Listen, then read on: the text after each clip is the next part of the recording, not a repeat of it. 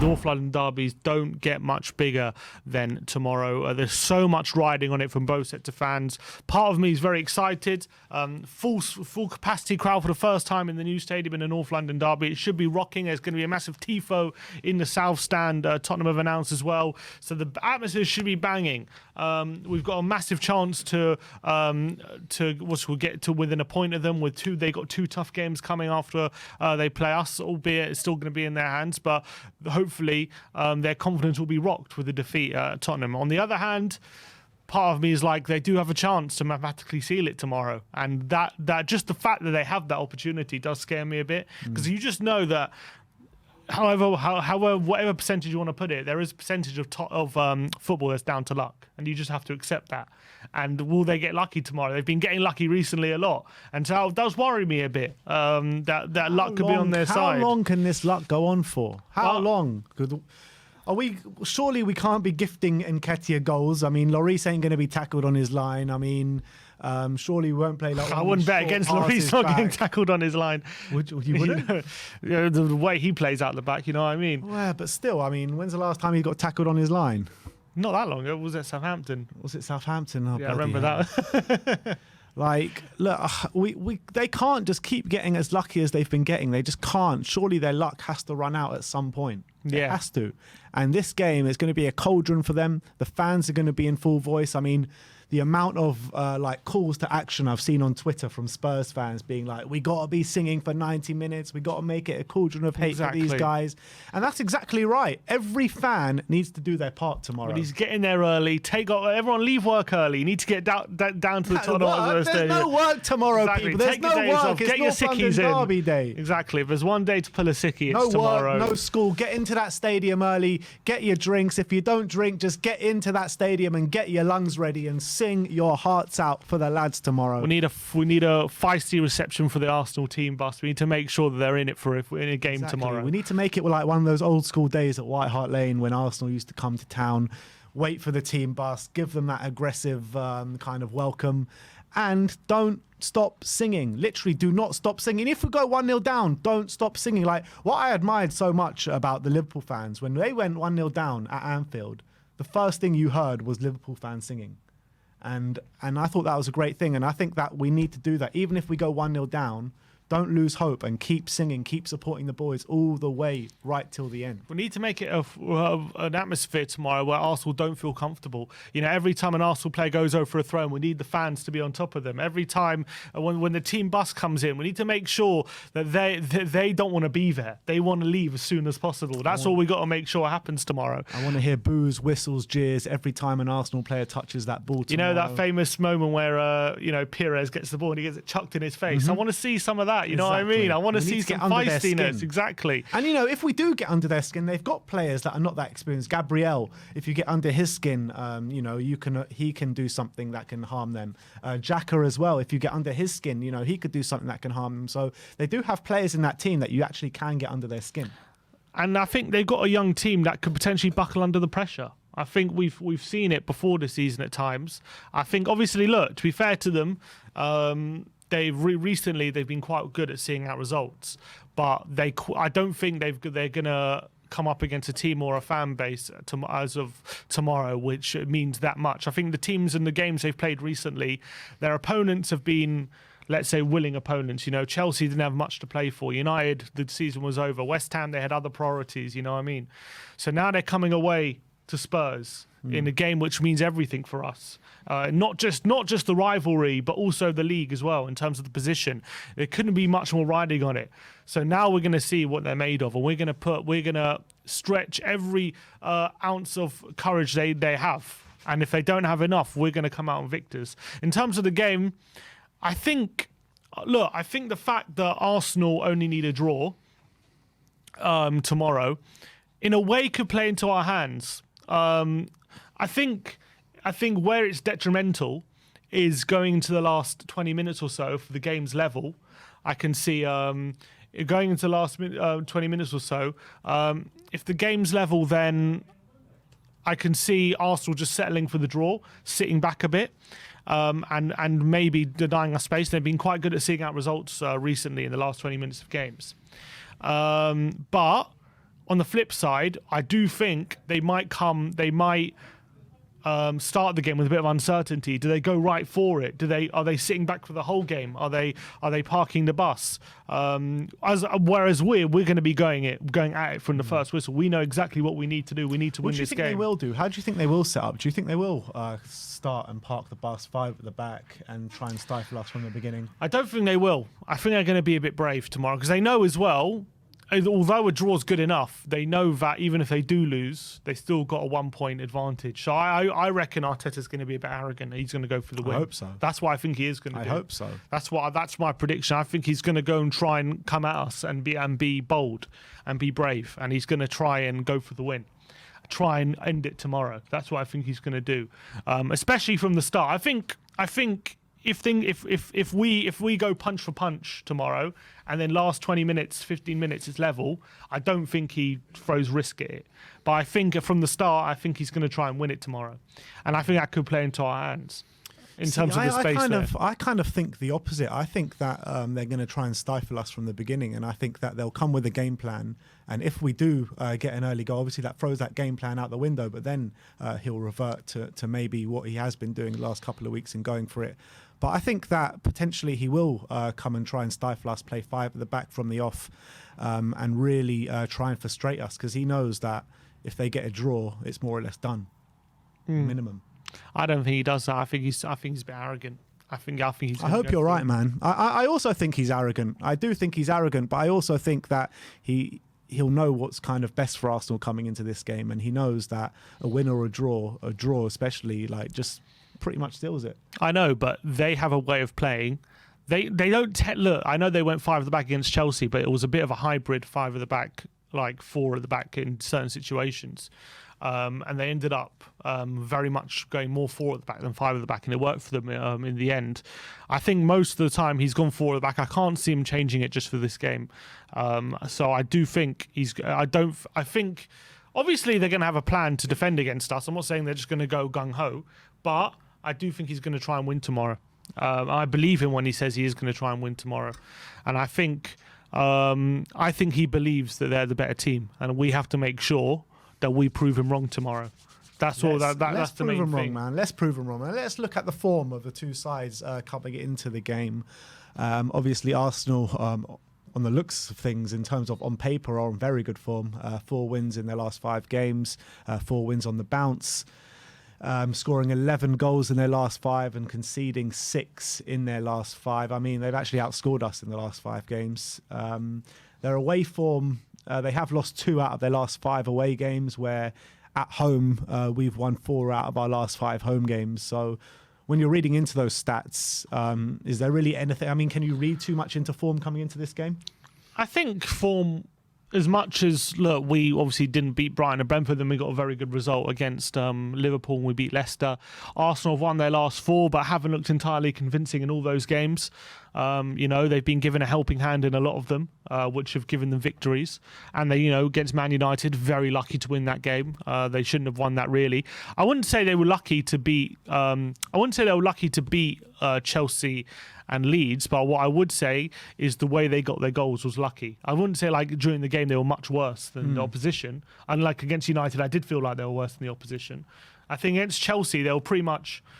Both teams were as good as each other. I just felt Arsenal got a lucky goal. Arsenal probably were the better team that day, but the way they got their goals just wound me up. You know what I mean?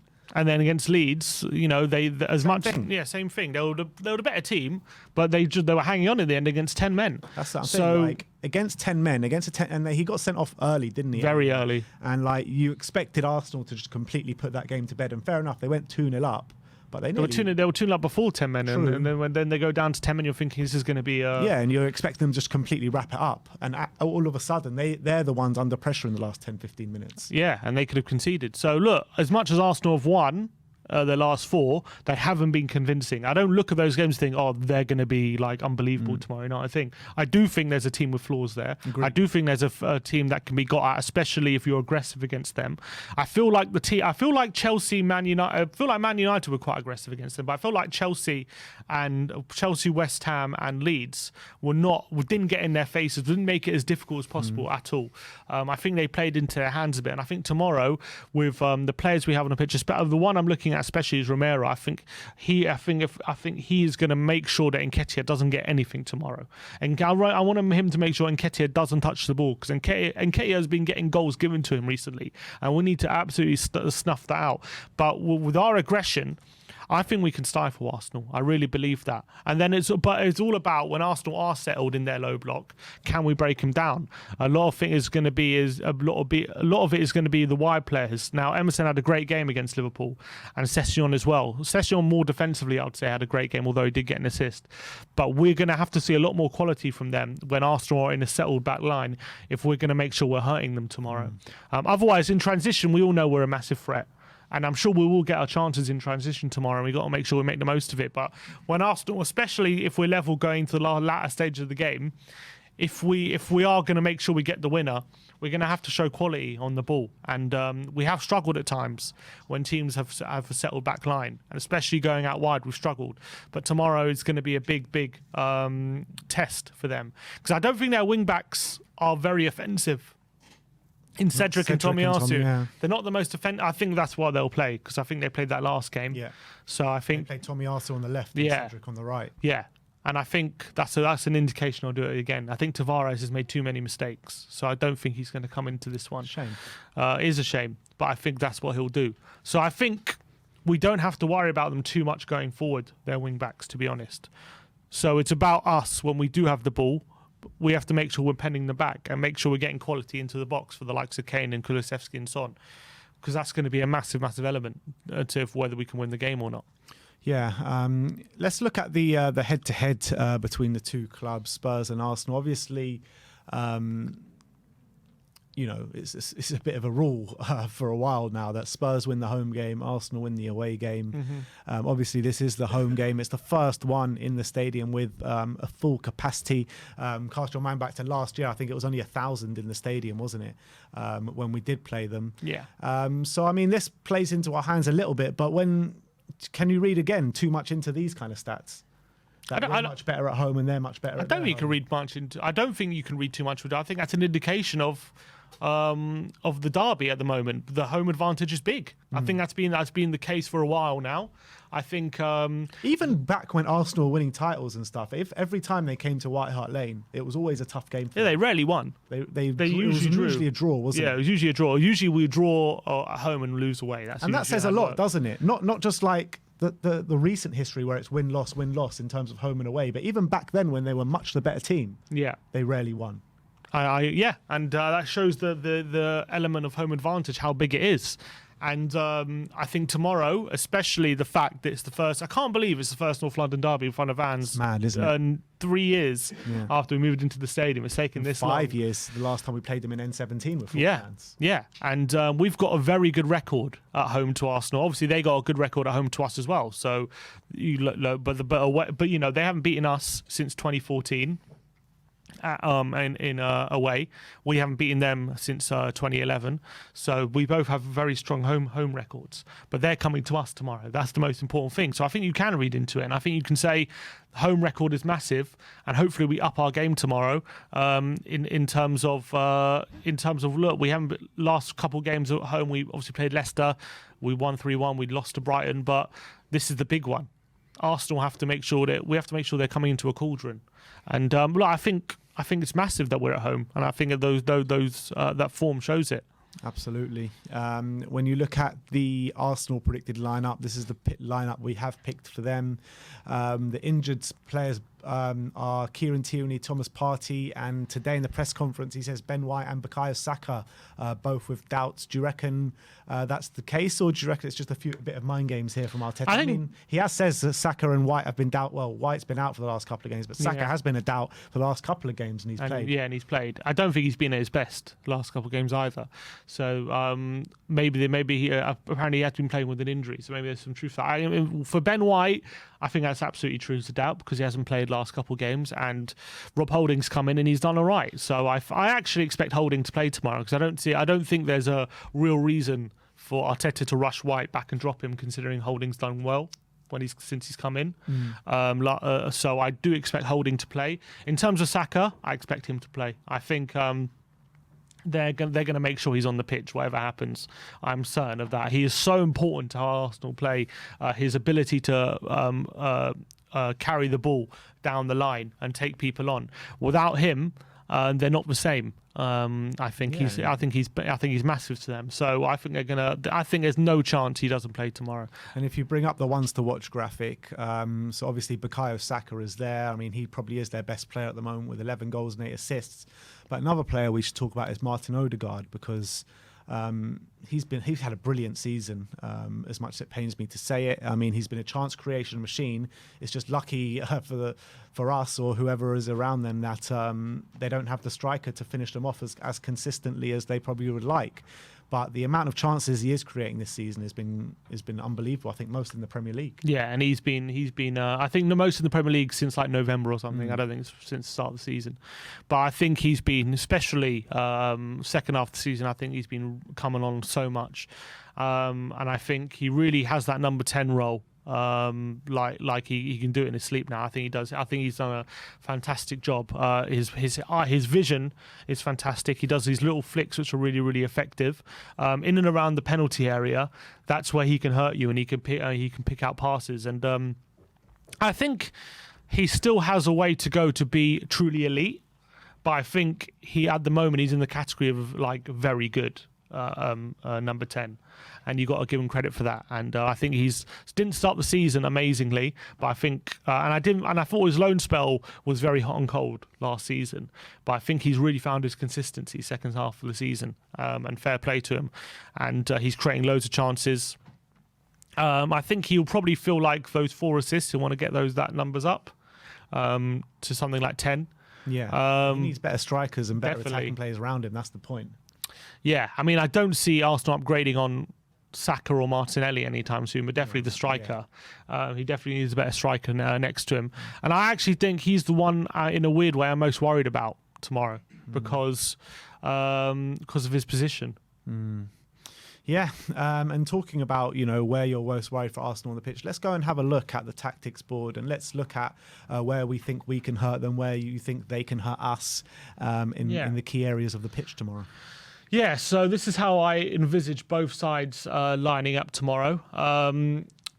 So as you can see, we've got 3 at the back, we've got 4 along the midfield, and then the 3 up top. I'm expecting them to go in a 4-2-3-1. However, I do as well, when they do go forward, Arsenal, a lot of the time when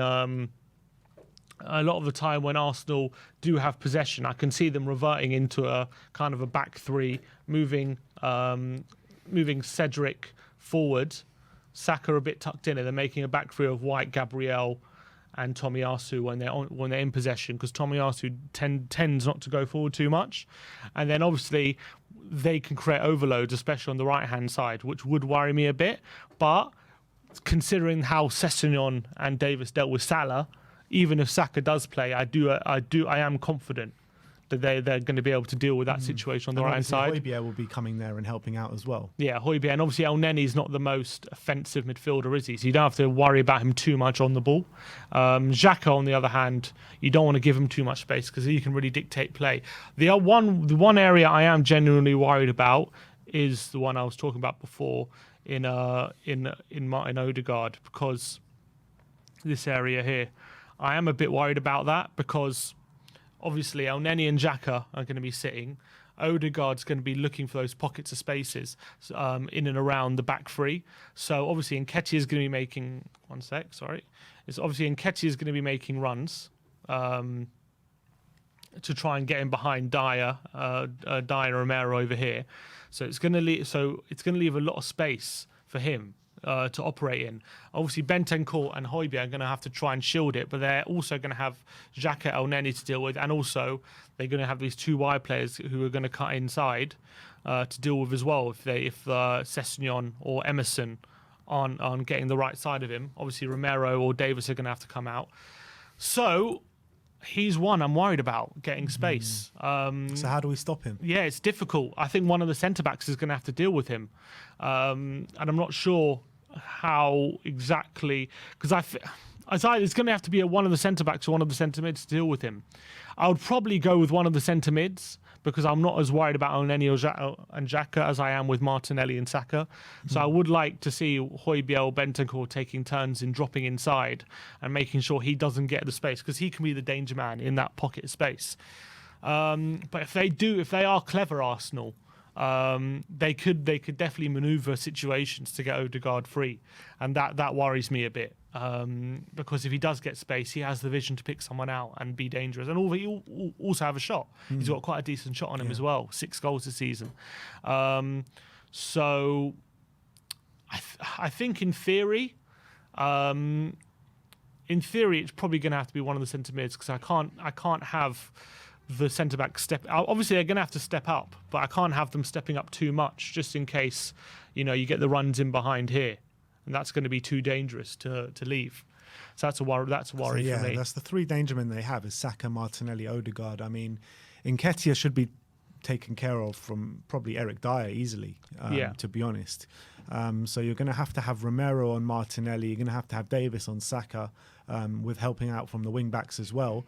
So, I mean, if the wing-backs do help out, does that not leave a situation where maybe one of the centre-backs can step up? If the wing-backs are right here, if the wing-backs are getting goal side and they're dealing with the wide players, then I think it's going to have to be the responsibility of one of the centre-backs to step out. Because then you've got good cover here with Emerson and Sessegnon. Right? Yeah, have to be Romero, making sure Ødegaard doesn't get the joy because he's the most proactive one.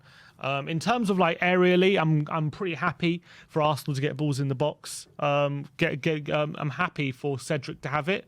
I think I'm happy for Tomiyasu to have it on the left as well, because I think any crosses in the box, I think we got the height to deal with them. I don't think they're the most aerially threatening side. So I think, especially, I'd back Romero, Dyer, and Davis dealing with Nketiah all day long with crossing the box. It's about more getting Nketiah in behind. Also, Nketiah pressing, he's been pretty good, obviously, with his pressing. He's got a couple of goals recently through that. So you've got to be wary of that. When we go forward, obviously, they're going to be in a bit of a defensive shape. I envisage when we go forward, something like Xhaka to El Neni to drop really deep, and then maybe be like 2-8s like this. Yeah. And then drop into a 4-3-3. Obviously, we're going to have Sessegnon going forward. We're going to have Emerson going forward here. We're going to have to step the centre backs up. And in terms of that, this is why we're going to need good quality out wide, because I do believe with these 3, Cedric and Tomiyasu are going to have to be drawn to Kulusevski and Son.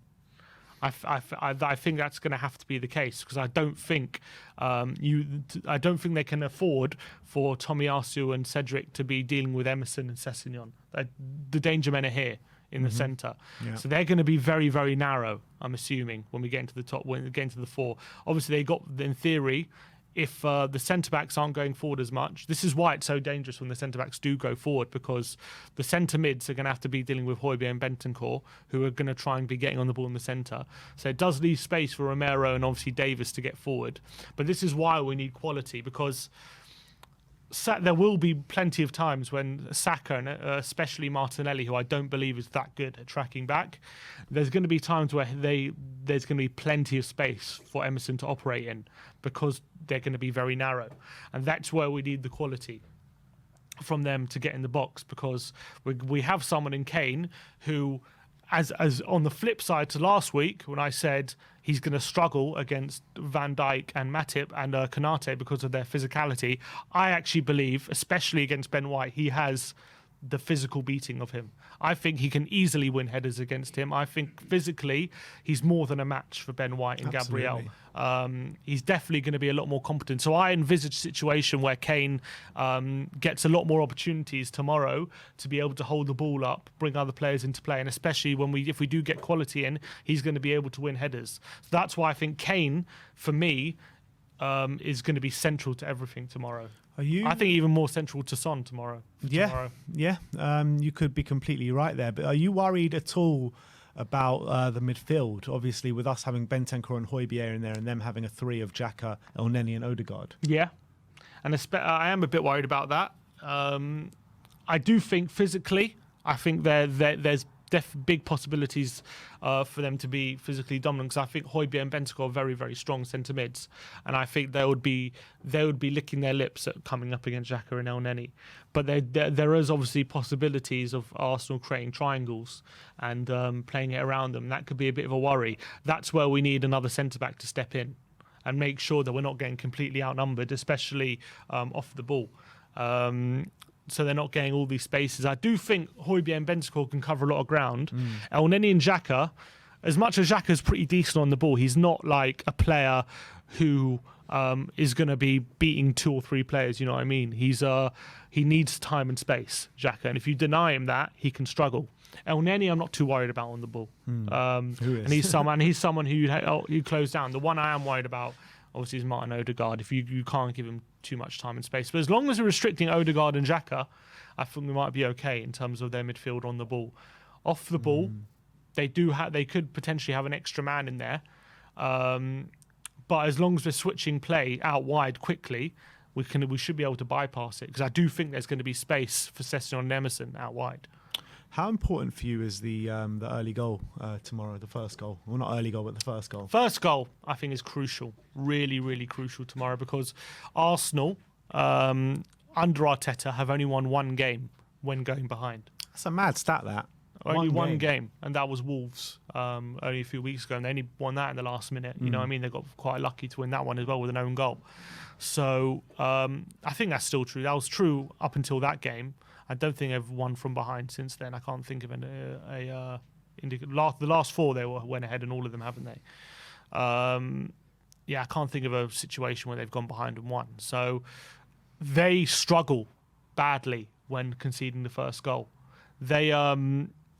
I think they also, as much as we struggle against back fours when teams are sitting deep, I think they do as well. And I think if we do take the lead and we defend like we did against Liverpool, as much as Liverpool got that bit of luck, will Arsenal get it? I think Liverpool obviously 5 times more dangerous than Arsenal on the ball. That's the thing. Arsenal thrive when there's a bit more, when teams are matching them as well, and are going and they can play quick one-touch play in and around the penalty area and find spaces. I think when teams sit deep, they can also struggle as much as, maybe not as much as we can, but also struggle in their own right. They also not as good. They're not that as good as they are when there's space for them. So I think if we score the first goal, we've shown how dynamite we can be when we score the first goal. Absolutely. Under Conte, we've shown it time and again on the breakaway, on when teams have to come at us and we force them into situations they don't want to be in. So I think the first goal is so crucial. On the flip side, if they score the first goal and they know that a draw is good enough for them, then it's going to become increasingly difficult for us, and they'll grow, and their confidence will grow if they end up in the lead. And I think not only that, it's the fact that in the last 4 games they've seen out results. So that momentum, with them being able to hold on to leads, will definitely help them carry it through. We can't let them take the lead. Yeah. We just can't let them take the lead. We have to be the ones in the ascendancy from the start. We need to start at 100 miles an hour. And I want to see us get a really early goal tomorrow. I really do. Because if we do get that really early goal, that pretty much throws their game plan out the window. They're going to need to rethink things. They're going to need to come at us. And that's where we can be at our most dangerous. Definitely. It's going to be interesting with Kulusevski up against Tomiyasu as well, because obviously Tomiyasu is a naturally right-footed player. He's both-footed, isn't he? He's more. I mean, he's both-footed like Son's both-footed, but he's more right-footed. He's a right-footed player. So it's going to be interesting to see how Kulusevski deals with that, because in theory it means he's going to be more suited to dealing with him. If Kulusevski's cutting inside, that's cutting inside on Tomiyasu's stronger foot. So Kulusevski's going to have to be clever to be making sure he's making Tomiyasu think a lot on that side. Obviously, Son with his runs in behind is always going to be a danger. But I actually think Kane is our biggest threat tomorrow. I think he's the main man. We need him to be on top of his game. If he is, I think Arsenal are going to struggle badly to deal with him.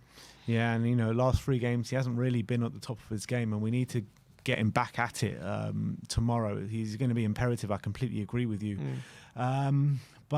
Look, massive game tomorrow. I can't wait to get there. I can't wait to come back with absolutely no voice. What is your score prediction? I am going 3-1 to Spurs. I think we're going to be on top of them. I'm confident we're going to be the better team tomorrow. And we're going to take the game to them. We know what we have to do. The atmosphere is going to be electric. We're going to have to. I think Arsenal, we're going to ruffle their feathers tomorrow. And with Son and Kane, we just have players that at any point can make the difference. So I believe they will turn it on tomorrow. I'm confident of that. I believe we're going to get a goal early. And I think we're gonna make sure we pick them off as they come forward. So I do think they might get a goal from somewhere, but it won't be enough. So I'm going 3-1. Yeah, I'm going 3-1 as well. I think we just have to get a win tomorrow. There's no two ways about it. We just have to win or it's over. So Conte would have drilled that into the players. The fans are going to be in full voice, and I'm just not accepting my mind to go anywhere but a Spurs victory tomorrow. So I'm going 3-1. I think Harry Kane's going to get a couple, and Heung-min Son's going to get a goal as well. And obviously both of them love scoring against Arsenal and always perform when it is at the Tottenham Hotspur or at home, should I say. So I'm fairly confident of a win tomorrow, and let's just hope that we can put them to the sword quite early, and then I think we can get quite a few goals tomorrow if we do score early. So we're both going 3-1 tomorrow. Let me know your score predictions in the comment section below. Just before we end the preview, I want to talk about BetMate, a fantasy league betting app, which is really, really fun to play. We've been playing over the last couple of weeks. It's basically you pick a team for a singular game. So obviously this one is going to be for the North London Derby. You can pick a maximum of 6 players from each side. And it's a 7-a-side team. So let's go and have a look at our teams. But just before we do, the league this week is £350 is up for grabs. The entry is £5. But if you haven't signed up for the app yet and you sign up with our codes, with our usernames, you can get free £5 and have free entry with a chance to win up to £350. That's going to be the total pot for the game. So the link is in the description below, and our usernames are also in the description below as well if you want to join. Let's go and have a look at our teams. We'll start off with my team. I think it is here. That's my team. Oh, Sim, go on. You start with your team. I think, my team here, the scoring system is a bit different to the true FPL, because you do get points for tackles, interceptions. Goalkeeper gets 1 point for every single save he makes, and obviously goals and assists are always going to be pointed. And you get double points for your captain and 1.5 points for your vice captain. So my team is Lloris. I've got Romero and Tomiyasu in the back 2. I've got Bentancur and Kulusevski in midfield, and then you have to have Son and Kane up front. And I've captain Kane. I'm thinking he's going to be the main man tomorrow. I think he's going to be on top of his game. He's got a great record with North London Derby. In terms of Romero, just makes so many tackles, and I expect him to make sure that Nketiah doesn't get any joy.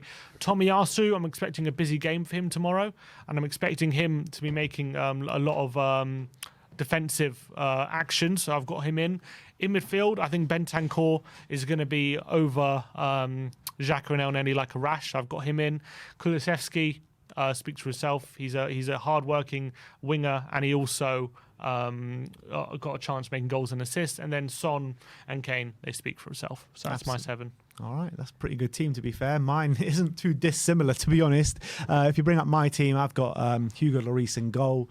I think, he's more likely to make the clean sheet and potentially more likely to make more saves on the day as well. Well, maybe Ramsdale could make a few saves, but I think Lloris is probably more likely to keep that clean sheet. I've gone for Sessegnon in the team as well. I think Sessegnon, he got an assist at Anfield. He's looking good at the moment. I think he can get forward a lot. He's been making a lot of tackles and interceptions as well, which he gets points for. I got Romero alongside him, which my brother covered quite perfectly how he just makes a lot of tackles and interceptions, very aggressive player, and always seems to get a lot of points on this game. In the midfield, I've gone for Pierre-Emile Højbjerg. As contrary to the actual FPL, where Højbjerg doesn't get many points, he actually gets quite a few points on this one because he makes a lot of tackles and interceptions. He's literally made 7 points in each of his last 5 games, which is a fair amount. So we've gone for Højbjerg in the middle. Next to him, I've gone for Bukayo Saka because I think he's Arsenal's danger man. And if they're going to get a goal, it could come through him, or he could be the one scoring it. And then up front, I've gone obviously Kane and Son. Do I need to say more? With Kane as my vice captain, which gets times 1.5 points, and Son as my captain, which gets double points. So I've got Leno. I don't know why Leno, but Leno, Cedric, Ødegaard, and Nketiah on the bench. So that is our teams. If you want to take us on this week or tomorrow, the link is in the description below to go and join. And if you want that free £5, do join with the promo code with either one of our usernames. And so whoever you like better, put their name in, because one of us will get a free £5 from that as well. So thank you everyone for watching the match preview. Come and join us on BetMate for the big game tomorrow. And like, subscribe and comment. And as always, come on you Spurs.